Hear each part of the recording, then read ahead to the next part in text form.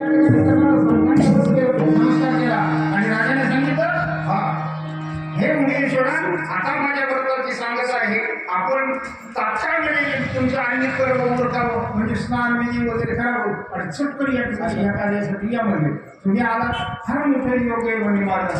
आणि हा महापर्व म्हणजे आजचा सुद्धा महापर्व बरं का, आजचा दिवस पर्व आहे. दुसरं अनेक गोष्टी पर्व असतात ना, हा पर्व काळ साजरा साजीला पर्व काळ पर्व काळ आहे. आणि हा विशेष पर्व काळ असतं. सांगितलं तुम्ही कर्म घ्या, ते गेले तिकडे स्नानाला गेले, पण सूर्योदयाची वेळ झालेली, सूर्योदय होण्याची वेळ आली. त्या राजाने अंबऋषी राजाने ब्राह्मणाला विचारला काय करू म्हणजे. ब्राह्मण सांगले, राजा वेळ निघून झाली, सर्व वेळ निघून गेली, तर तुझ्या केलेल्या व्रताचा काही सुद्धा उपयोग होणार नाही. अजून तुला व्रत करावं लागलं, शांत होऊ शकत नाही. मग त्यांनी राजाने म्हणलं मी नेमकं काय करू. त्यांनी म्हणजे काही करू नको, फक्त म्हणजे पाण्यामध्ये तुळशी दळ टाक आणि तुळशी दळ टाकून त्याचं तीर्थप्राशन कर, म्हणजे त्यांचाही अवमान केल्यासारखं होणार नाही आणि व्रताचीही सांगत नाही. एका दगडात दोन पक्षी आपल्या भाषेत सांगायचं म्हणजे म्हणजे ठीक आहे. मग त्याने तुळशी दळ टाकून तिचे प्राशन केलं, तीर्थ म्हणून घेतलं. आता तीर्थ काय जेवढ्यासारखं नसतो, कोणीही करत नाही, काहीच नाही.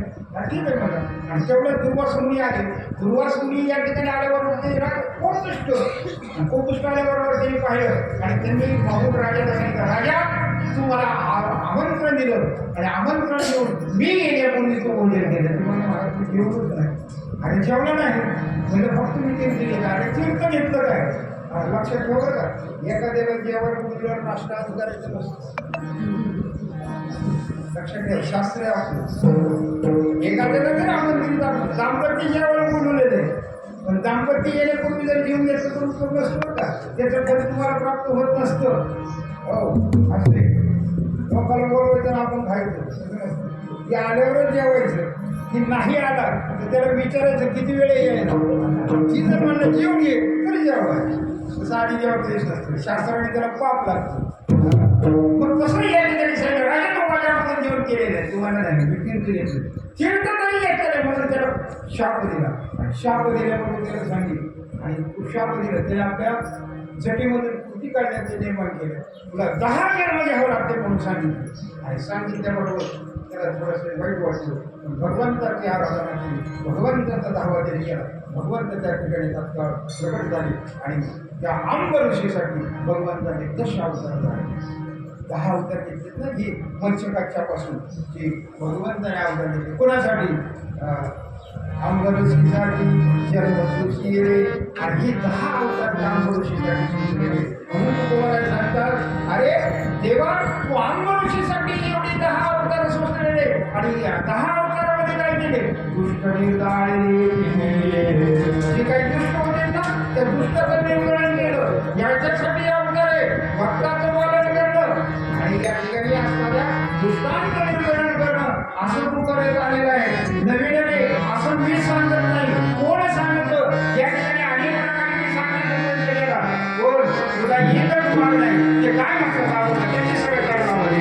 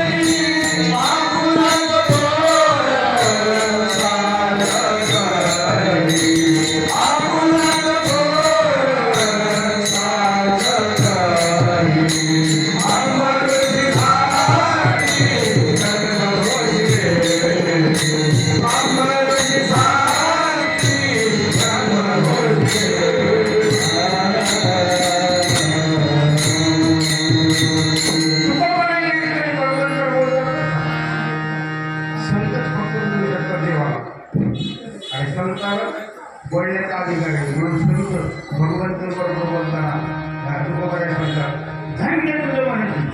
सगळेजण तुला धन्य म्हणतात, पण तुझा जो बोल आहे ना तो सत्य साच बोलतो तसा वाट, बोले तसे चाले त्याचे बंधाने. देवा तू काय काय टायमाला तो बदलतो, कारण देवाला बदलण्याचा स्वभाव आहे. खोटं बोलतो कधी कधी देव खोटं बोलतो काय काय टायमाला. आता आपल्या महाभारतात सर्वांना माहिती खोटं बोलायला लावतो तो कधी कधी. खोटं बोलत नाही, स्वतः बोलत नाही, पण दुसऱ्याकडनं खोटं बोलून घेतो. ज्यावेळेस तो या ठिकाणी आश्रम थांबून मेलाची सर्वत्र या ठिकाणी गोंपवून होती, त्यावेळेस त्या कुणाला धर्मराजाला युधिष्ठिराला सांगितलं होतं. कारण अश्वत्थामा गेल्यानंतर मेला असं समजल्याबरोबर द्रोणाचार्यांना वाईट वाटलं होतं. मग त्यांनी विचारायला सुरुवात केली, म्हणजे कोणालाही विचारायचं नाही, फक्त युधिष्ठिराला म्हणजे धर्मराजाला विचारलं. त्यावेळेस भगवंताने सांगितलं तिथे येणार आहे बरोबर त्याला धर्मराजाला सांगितलं भगवंताने, धर्मा जरी ऋषी या ठिकाणी आले द्रोणाचार्य आणि त्यांनी जर विचारलं ना अश्वत्थामाला तिला म्हणायचं हा, पण नरोवाकडून गेला म्हणायचं. काय कधी नरोवाकडून गेला म्हणायचं की मी काल करतो. भगवंताने काय केले, ते आले द्रोणाचार्य आले आणि त्यांनी एवढंच विचारलं आणि अश्वत्थामा गेला की म्हणला हो, पण त्यांनी एवढ्याच गोंधळ केला, त्या गोंधळात तू मानला होता नरोवाकडून गेला. तू खोटा बोलला नाही, फक्त एवढंच म्हणला मला माहीत नाही, पण हत्ती मेला या ठिकाणी तुमचा मुलगा गेला गोंधळ त्यावेळेस केला. खोटं बोलतोय आणि खोटे बोलायला सांगतात आपला तो बोल तरी तुला लबाड बोलायची सवय बरेच दिवस. अरे तू बरं प्रत्येक अवतारात आहे, जे जे झाले देवाचे अवतार एका अवतारात आहे का? हो, प्रल्हादापासून तू बरं अवतारात आहे. हो, प्रल्हादाच्या टायमाला प्रल्हाद झाले, दुसऱ्या अवतारात अंग झाले, तिसऱ्या अवतारात या ठिकाणी उद्धव झाले, चौथ्या अवतारात या ठिकाणी नामदेवराय झाले आणि पाचव्या अवतारात तुकोबा झाले.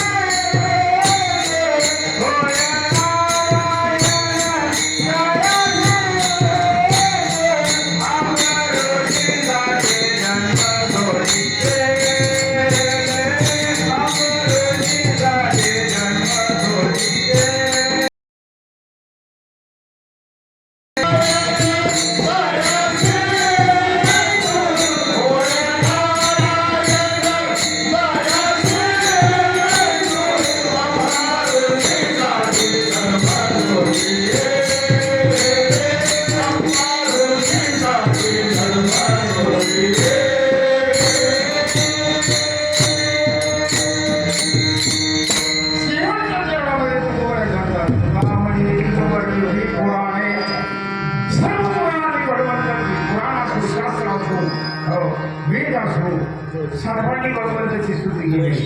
कुठल्या पुराणाने भगवंताची स्तुती केलेली आहे? वर्णन करतात. इतके पुराण केले, इतकं वर्णन केलं की 18 पुराण निर्माण झाले, शास्त्र निर्माण झाले, 4 वेद निर्माण झाले. कशासाठी झाले?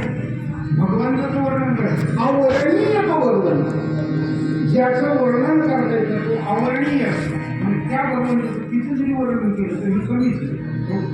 किती वर्णन केलं? आता त्याच्या जसं कृष्ण अवतारमध्ये किती निघायचे त्याच्या निघेचं वर्णन करता येत नाही. राम अवतारामध्ये केलेले कर्म या कर्माचं याचे वर्णन करता येत नाही. प्रत्येक अवतार ज्या वेळेस अवतार झाले त्याच्या वेळेस केलेले त्याचं वर्णन लिहिता येत नाही, सांगता येत नाही. म्हणून तुझं काय सांगतात 8 पुराणात तुझं वर्णन करता आलं नाही. ही सुद्धा पुराण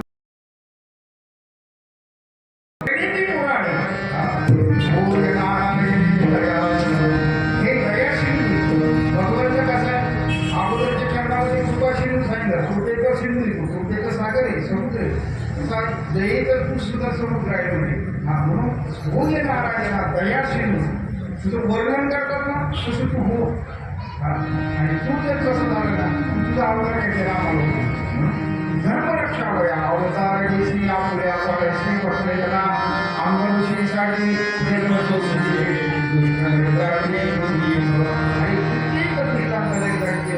असा तू असणारा दया शिंदू आहे. म्हणून तुझं वर्णन सर्व पुराणाने केलं, शास्त्राने केलं आणि मी किती म्हणून तुझं वर्णन करू मी वर्णन करू शकत नाही. असा अवर्णनीय वर्णन आहे म्हणून तू खबर आहे असं वर्णन करतात.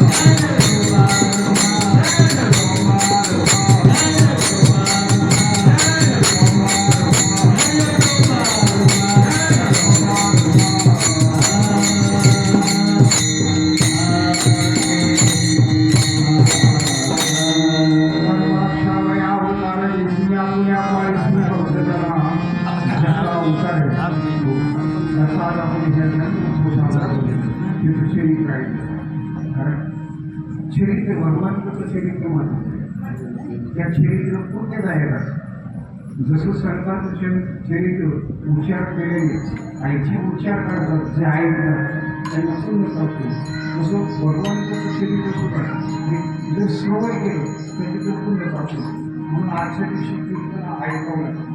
आजच्या दिवशी कसं करावं लागतं. नुसता उपास करून जमत नाही, कीर्तनही ऐकावं लागतं आणि उपास नाही करावं लागतं. दुसऱ्या दिवशी पाठवतात या गोष्टी करावं लागतात. राजा दशरथ आजच होतो अजय राजेप्रती जन्म आलेला राजा दशरथ याला 3 स्त्रिया होत्या. एका लग्नाची जवळजवळ 10 ते 12 नामकरणी केलेली आपल्याला वेळ नसते आपल्या ताकापुरतं रामायण. म्हणून अशा प्रकारे त्या राजाला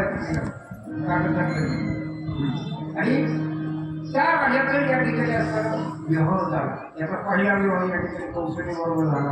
आता कौशल्याचे विवाह राजा दशरथ राजा कौशल्य ते लग्न झालं तेही समुद्राच्या काठावर असं त्यांचा विवाह. दुसरा सुमित्रे बरोबर विवाह झाला.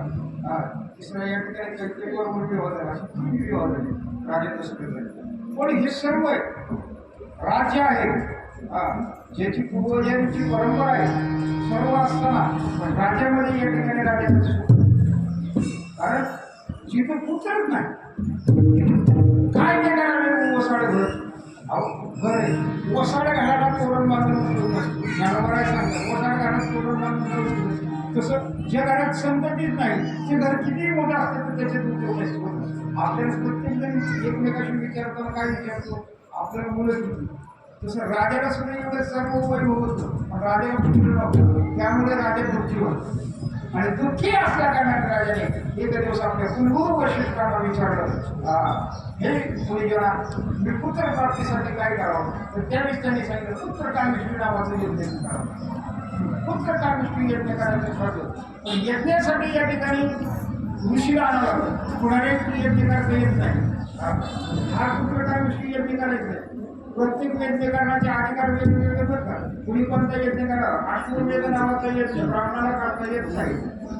शेतकऱ्याने यज्ञ करायला बसत असतात. ब्राह्मणाला करता येत. ब्राह्मण जाणार का युद्ध करायला? फक्त सांगते हे सुंदर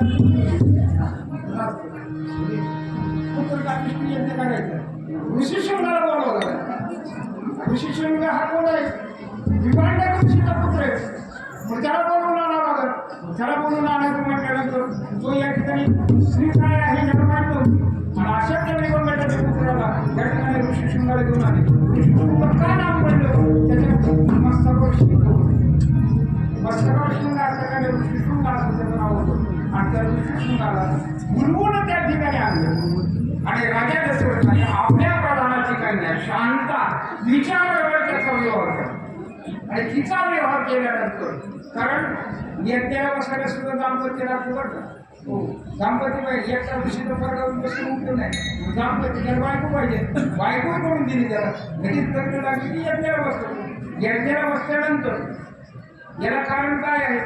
राजाला पुत्र काय नव्हता, त्याची कथा वेगळी.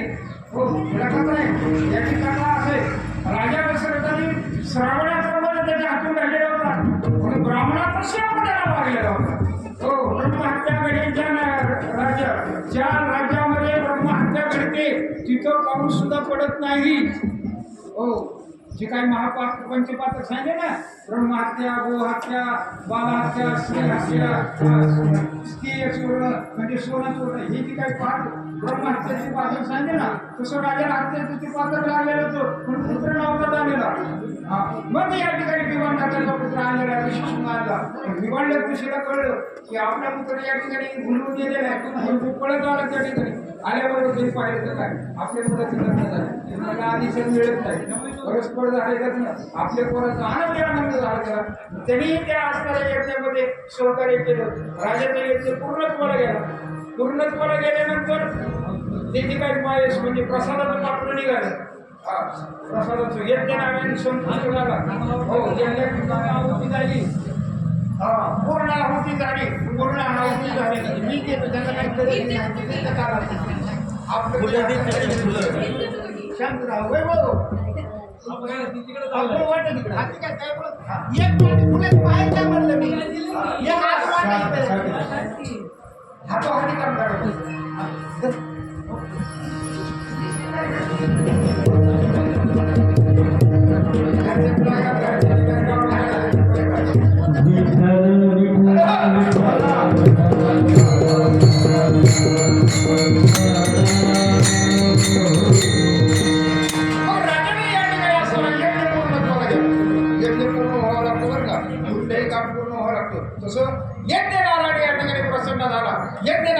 कारण व्यवस्थित आहुती सोडले पडले.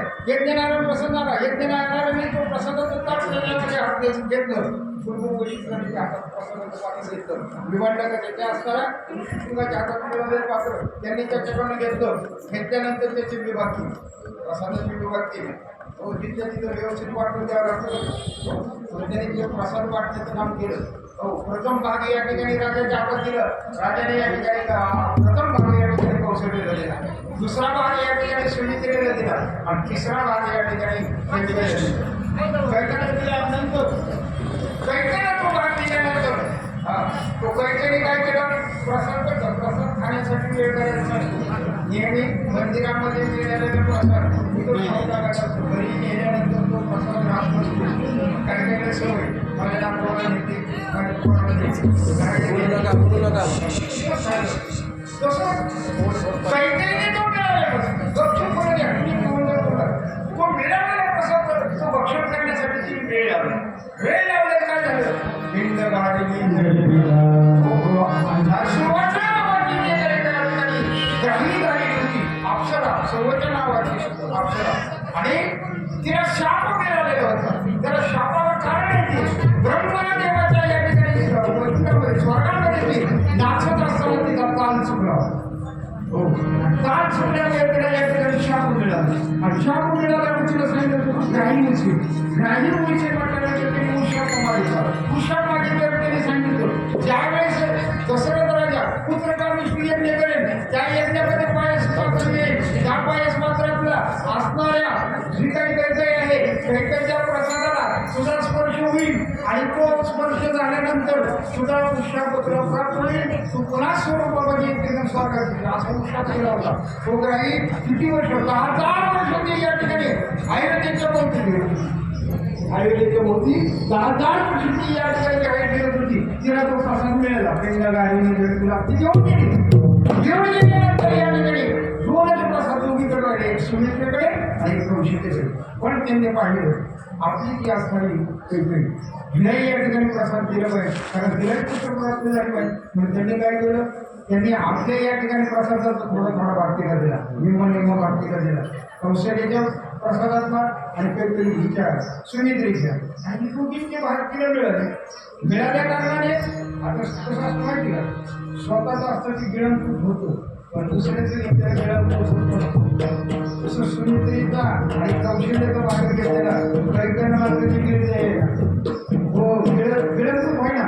शेवटी मंत्रयुक्त पाणी वैशिष्ट्याने दिलं त्याच्यामुळे ती प्राशन केलं तिने.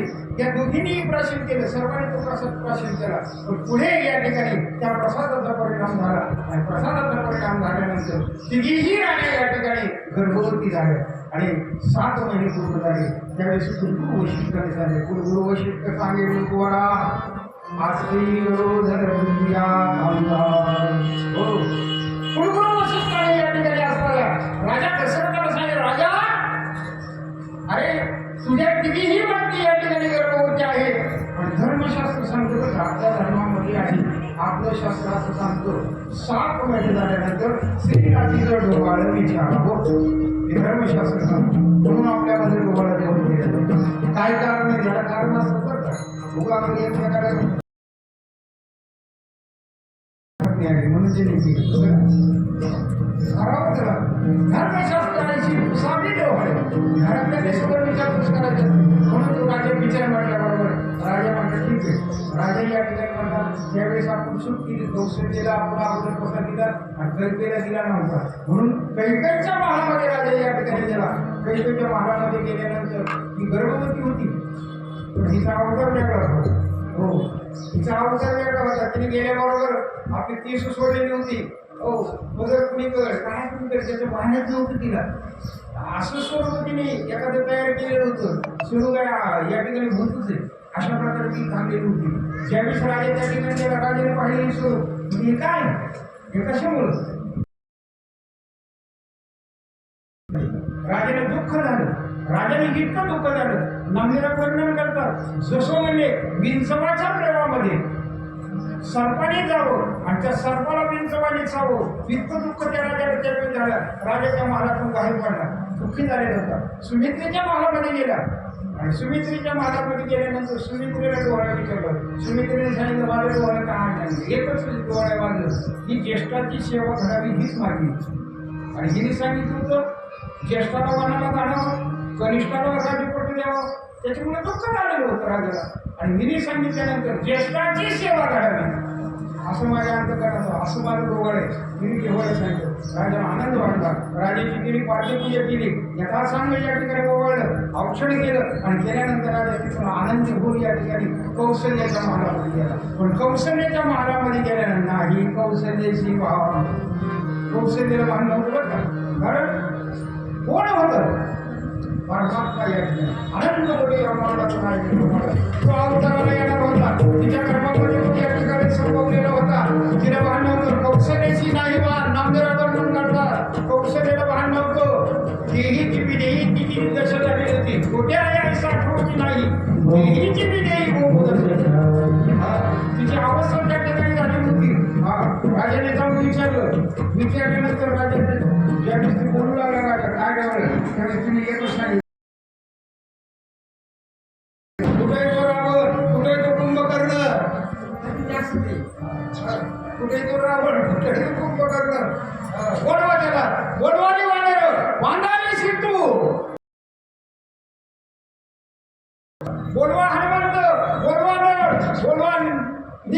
सर्व वानर बोलवा असं बोलू लागले. राजा घाबरून गेला, मला हे बुद्धी बोलू लागले नाही ना. म्हणून राजाने असं आमच्या कुलगुरूंना बोलवलं. कुलगुरू त्या ठिकाणी आले.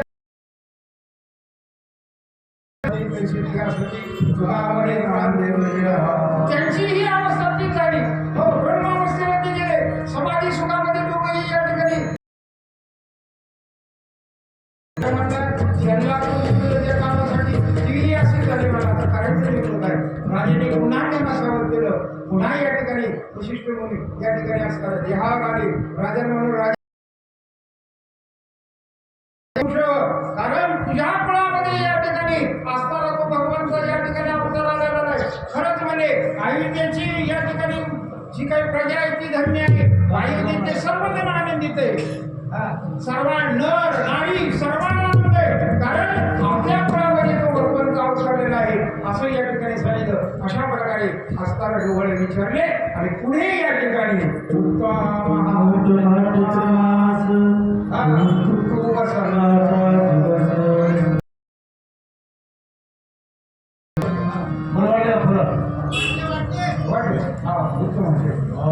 आता काय करा, सगळ्यांनी उठून भरायचं. आता वगैरे बसून चैत्र मास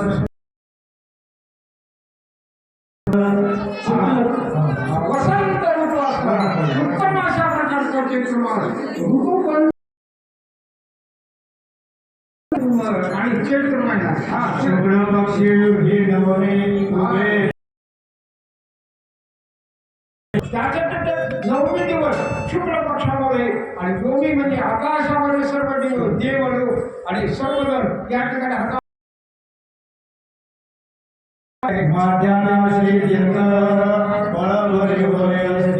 माध्यान्हाला या ठिकाणी दिवस आला बरोबर 12 थांबलेला आहे. सूर्य कधी थांबत नाही बरं का, पण सूर्य या ठिकाणी बरोबर थांबलेला आहे. कारण माझ्या मुली माझे वंशी धन्य मी माझे अहो धन्य मी या जगामध्ये. कारण माझ्या वंशामध्ये या ठिकाणी हा चक्रपाणी म्हणजे तो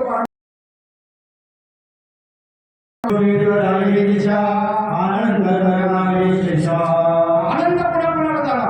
या काही दिशा सुशोभित आनंद